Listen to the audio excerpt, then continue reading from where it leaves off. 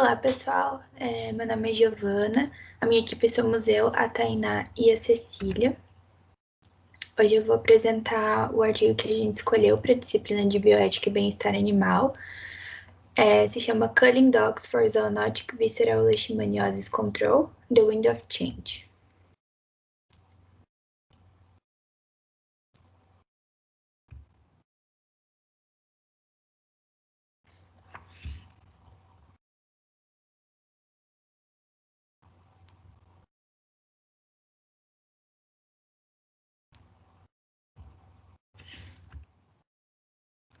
Nós somos, então, R1 do HVUFPR. Novamente é a Cecília, eu e a Tainá.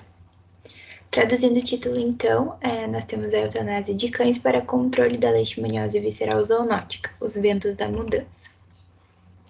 O artigo é esse daqui, então ele foi publicado na revista Trends in Parasitology e foi escrito por Felipe Dantas Torres e colaboradores. Então, a Leishmania infantum, ela é um protozoário que provoca leishmaniose visceral. Essa doença é uma zoonose e ela tem alta taxa de mortalidade em humanos. A doença é transmitida pelos flebotomíneos, os mosquitos, né?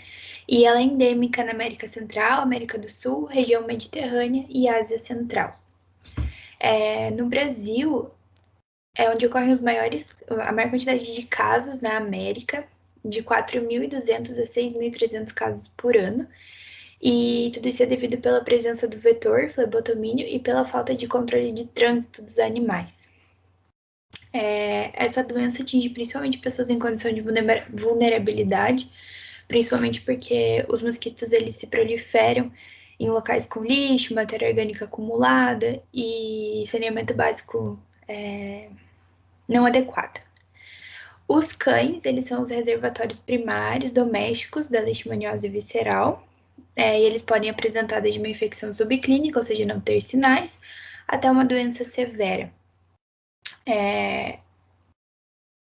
Agora, atualmente aqui no Brasil, em alguns outros países, a eutanásia ela é preconizada em cães soropositivos, justamente pela ideia do controle da doença e da eliminação desses reservatórios primários.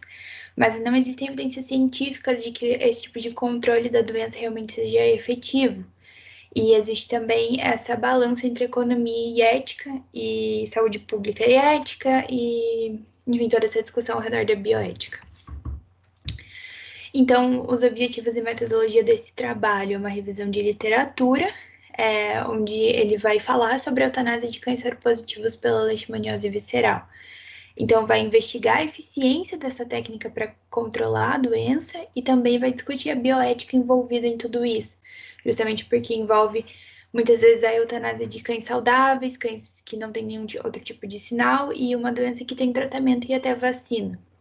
Então, além disso, também tem como objetivo propor novas formas de controle da leishmaniose visceral que não incluam a eutanásia dos cães. Bom, então, antigamente, o abate dos animais positivos para diversas doenças, né, principalmente zoonoses, era utilizado como método de controle, né, justamente por serem zoonoses. Mas tem muitas variáveis que a gente tem que levar em consideração, segundo os autores, né, como, por exemplo, a virulência do agente, a transmissão, se ela é direta ou indireta por meio de vetores, a carga do agente, né, que foi inoculada, enfim, que está presente ali no reservatório, bem como se há reservatórios silvestres. Países endêmicos para a leishmaniose, em especial a China, né, já utilizam o abate de animais soropositivos juntamente com o controle de vetores. Tem ainda a presença de casos humanos em forma de surtos esporádicos, e por isso, segundo os autores, não há evidência que confirme a contribuição do abate desses animais para a diminuição, né, da incidência e prevalência da doença lá na China.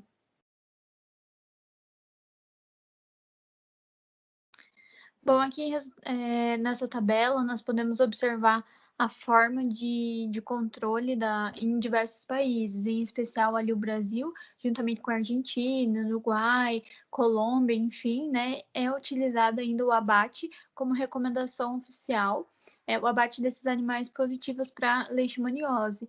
Entretanto, ainda há a possibilidade de fazer o tratamento com a miltefosina, né, que aqui é comerciado como milteforam pela empresa Virbac, mas é um fármaco que tem alto custo, né, então exige muita demanda financeira e acaba dificultando o tratamento.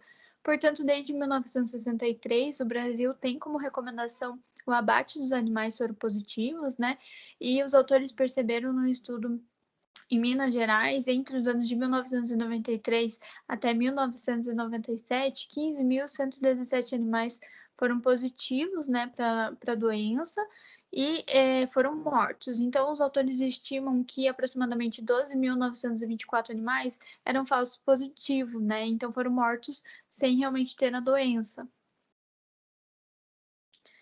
Bom, ainda no Brasil, né, foi muito utilizada a captura desses cães positivos, esses cães selvagens, né, pelo CCZ, a fim de fazer o controle, né, o manejo populacional ali, controle populacional dos cães, principalmente, mas lentamente vem sendo substituído pela captura e esterilização desses animais. Problemas que nós vemos, né? Seriam em países em desenvolvimento, os cães em liberdade que não são acessíveis para essas medidas de controle. Alguns países, como por exemplo a Espanha, têm reservatórios alternativos, que no caso seriam as lebres, né? No Brasil, nós temos os seres humanos que têm leishmaniose junto com outra comorbidade, no caso o HIV, né? Eles passam a ser infectantes e fontes de infecção para os flebotomíneos que vão repassar a doença para outros animais e outras pessoas.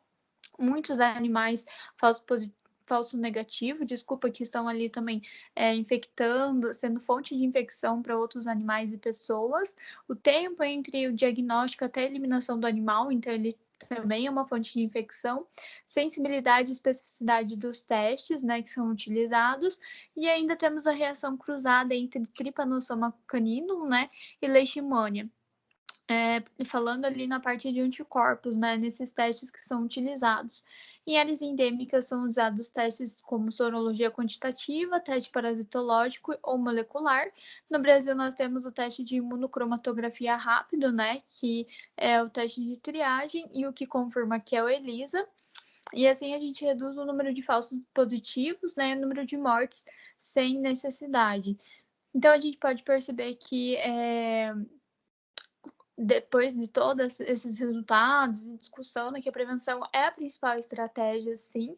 Temos que prevenir, então, picadas por mosquitos, utilizando piretroides tópicos, tanto em animais saudáveis quanto animais que são infectados, né? Melhorar as condições de ambientes e habitação, diminuindo os hospedeiros intermediários, vacina para reduzir a carga parasitária, sempre cuidando, porque vai ter formação de imunidade humoral, né? Então, se você for testar esse animal lá para frente, tem que cuidar para não ser um falso positivo por conta da reação ali dos anticorpos vacinais mesmo. E incentivar o desenvolvimento da DIVA, né? Que é uma vacina que permite a diferenciação dos anticorpos vacinais dos não vacinais. A eutanásia, nesses casos de leishmaniose visceral canina, é muito debatida, porque é um assunto muito polêmico e é considerado uma estratégia não ética. Também não é muito eficaz, porque sempre vai ter novos cães infectados, uma vez que a testagem não é feita rotineiramente e ainda possui os flebotomídeos e também outros reservatórios animais. Também é uma estratégia inviável em áreas endêmicas, porque tem muitos cães contaminados, então teria que fazer uma eutanásia, né, uma matança em massa. Mas foi uma prática adotada por muitos anos em diversos países, entre eles no Brasil, que recentemente isso vem mudando. Aí o artigo traz assim como wind of change, que seria um vento da mudança, né, uma esperança, que essa estratégia da eutanásia está sendo modificada, está sendo substituída por outras formas. No Brasil, a gente já tem a opção de tratamento com a miltefosina, que comercialmente é o milteforam da Virbac, só que ele é uma medicação muito cara, então ainda é um pouco inacessível a muita gente. A principal coisa é melhorar a condição de saúde, vacinar, A imunomodulação também diminui o risco, e a importância de promover a qualidade de vida a nível nacional, mudando a nutrição, a moradia das pessoas, acesso à rede de esgoto, acesso à saúde, para o diagnóstico e o tratamento precoce, é muito importante.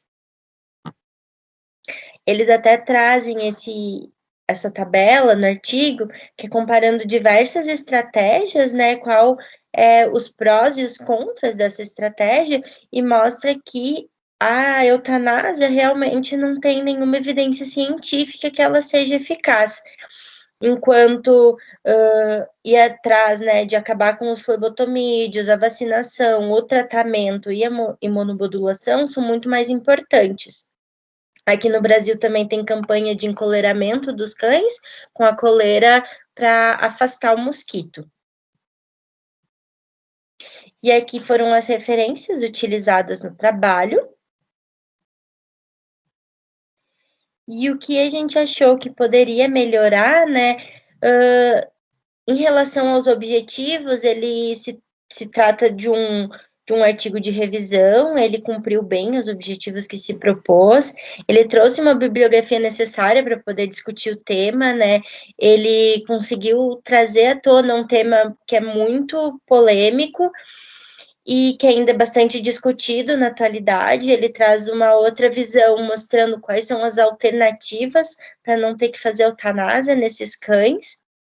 E o Brasil ainda se encontra em bastante fase de transição nesse aspecto, né? Em que ainda o tutor, ao diagnosticar, o veterinário, na verdade, ao diagnosticar um cão com leishmaniose, ele tem que notificar esse caso, e o tutor é obrigado a optar pela eutanásia ou pelo tratamento com a miltefosina, né? Ele não pode não fazer uma dessas coisas.